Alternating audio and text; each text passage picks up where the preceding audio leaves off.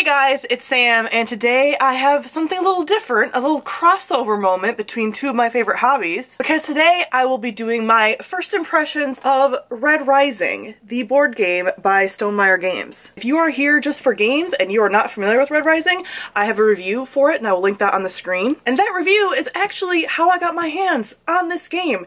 So out of nowhere, Jamie from Stonemaier Games emailed me and said, "We saw your review for Red Rising, would you like to review the game that's coming out that we made?" And I was like, "I don't think you know this, sir, but you're my favorite board game company." So yes, I would love that. Their game Wingspan is one of my favorite games. I actually talked about that pretty recently, my favorite board games. If you're not familiar that I like board games because you don't watch my other channel, I will link my other channel on the screen as well with my favorite board games. But having never reviewed a board game on my channel before, I wanted to go through this and kind of give you guys an idea of what this is about. I'm going to do some first impressions. I have opened it and gotten the new game smell, but I haven't had a chance to play it quite yet because, you know, COVID times.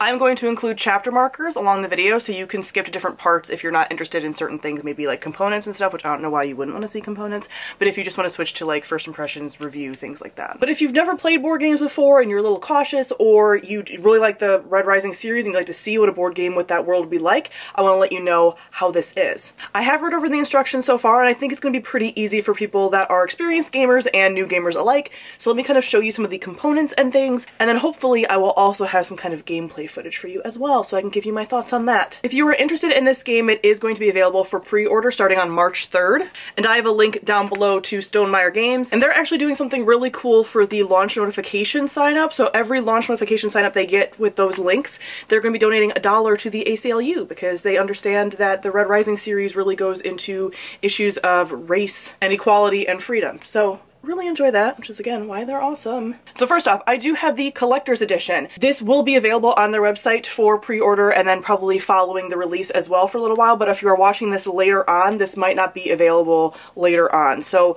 there's going to be just a couple of differences, like my game will have metal components and future games that are released are probably going to have plastic components, so just be aware of that if you're watching this later on. So as per the box, this is an estimated 45 minutes to an hour of gameplay depending on how you are as gamers. This is for 1 to 6 players, which I'll get into in a second, and they recommend it for ages 14 plus. So this comes with 2 sets of rules, one for multiple players and one for a solo player mode. I don't typically play solo player modes, but that might be what happens for me to get a taste of this game if I can't hang out with the one friend who I trust during this pandemic who also happens to play board games and has agreed to play this with me. I have read through these rules just very basically, and this does look very straightforward for people that are new to games or even people who are experienced gamers. It's not a very chunky rule book, so you don't have to be worried. And this is a combo building hand management game with some light asymmetry. Apparently it's similar to the game Fantasy Realms, which I personally haven't played, so can't speak to that. But you're basically in the Red Rising world with the 14 different casts, and you represent a house that is attempting to rise to power within this world. And you do that by collecting an assortment of followers and gaining certain points based on like influence and different tracks and things like that. And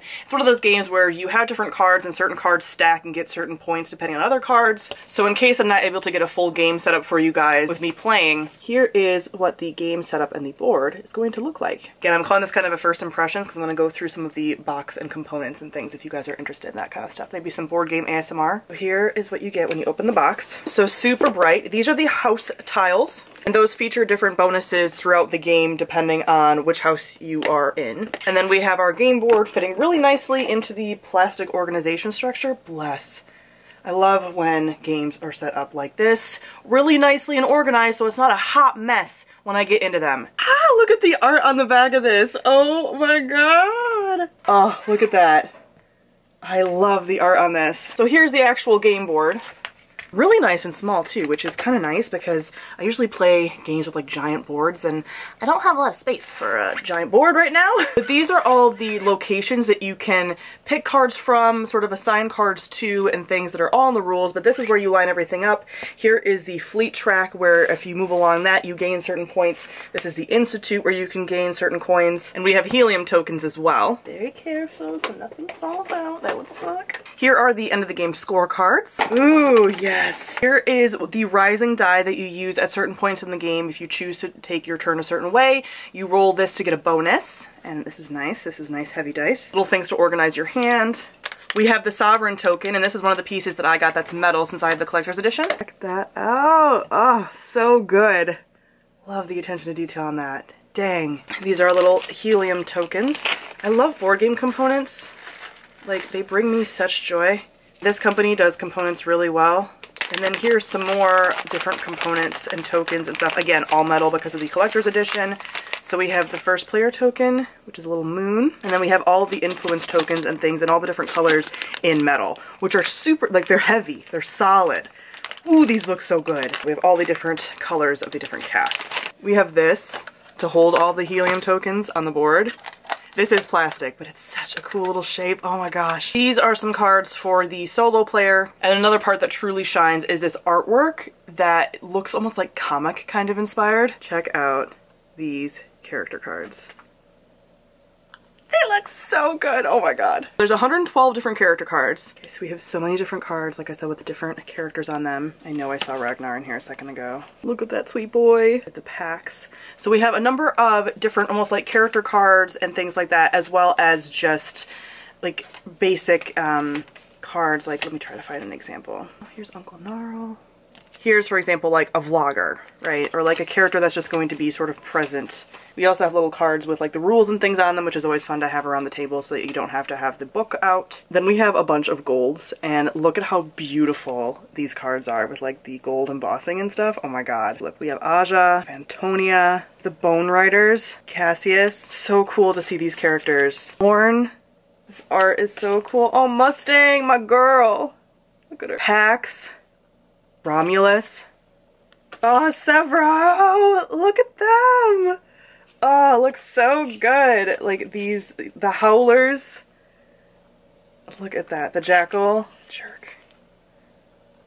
Victra. Whole Queen. Man, looks so good. And then we have some more, again, of the other colors. So we have, you know, browns, oranges, blacks, some reds, some silvers, pinks here and there, greens, and things, kind of like they would show up in the story. So I'm super excited to play this. So next will be some gameplay footage. So I originally, like I said in the video, was planning on doing a actual gameplay with a friend, but schedules didn't work out due to a number of different things, including illness, so we were not able to do that. And I was going to do a one-player mode, but I realized that, like I said earlier, I do not play single-player modes, and so my review of the single-player mode would not be at all accurate because I have nothing to judge it against. So while I could say, yeah, this is fun and whatever, since I don't play single-player, it would probably not be super valuable for you to listen to my opinion on that. But I did set up what a two-player game would look like. You can't see, but over there I have sort of a red player with everything set up, but you can see my hand. So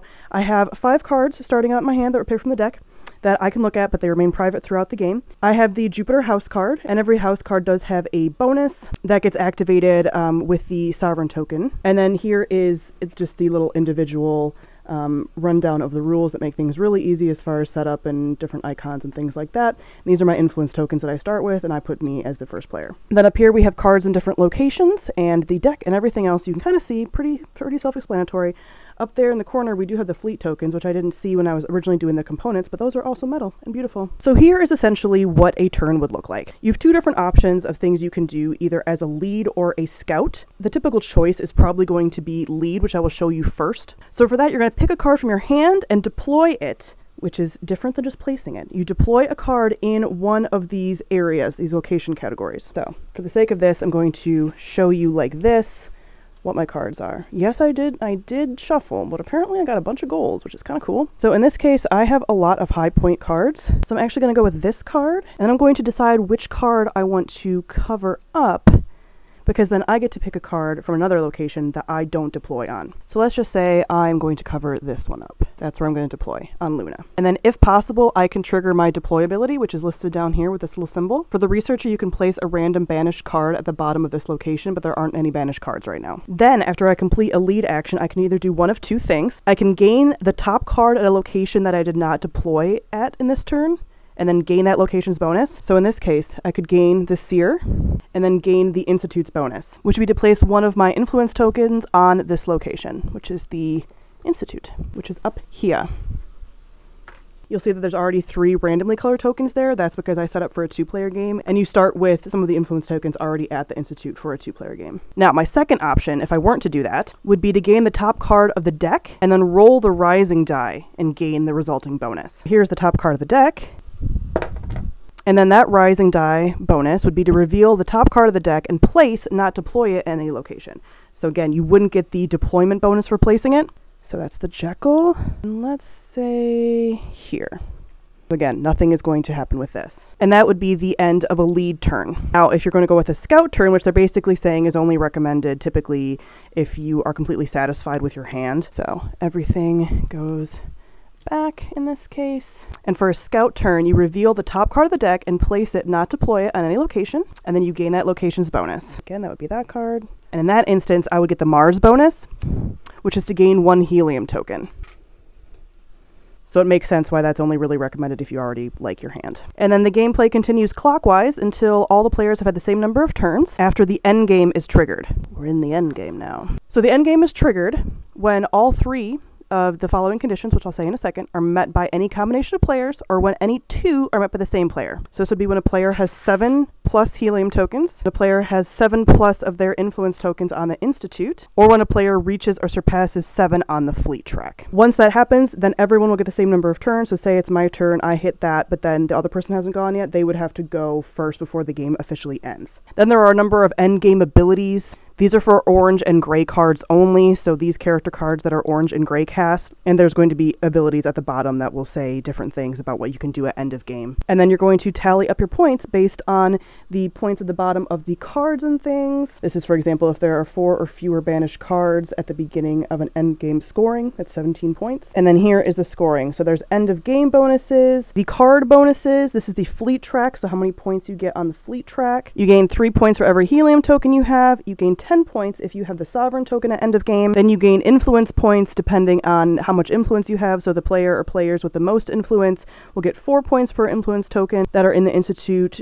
Second player in line gets 2, etc. And then for each card in your hand at end of game beyond 7, you actually lose 10 points. So again, that's the card management part of this. And they do have an example in the guidebook on what a scoring would look like. So that is a very basic sort of how-to. Again, this isn't a how-to walkthrough or walkthrough for the game. I just wanted to give you a very basic idea of what a round would look like. And I think a lot of people, whether you're into board games or whether you are new playing and just really like the Red Rising franchise, this is going to be very easy to be able to understand and get into. This is very friendly to experienced gamers and new gamers alike. Again, there are a ton more little intricacies that are listed in the rules and that I'm sure you can also get on official walkthrough videos. So that was it for my review and first impressions of this game. Thank you again to Stonemaier Games for reaching out to me. I never would have expected that to happen, and this was super cool to get. Thank you for trusting your new game in my hands. But comment below and let me know if you guys plan on getting this game, if you're interested in this game, and also let me know what book worlds you think would make really good board games. So thank you all for watching, and I'll see you guys soon. Bye.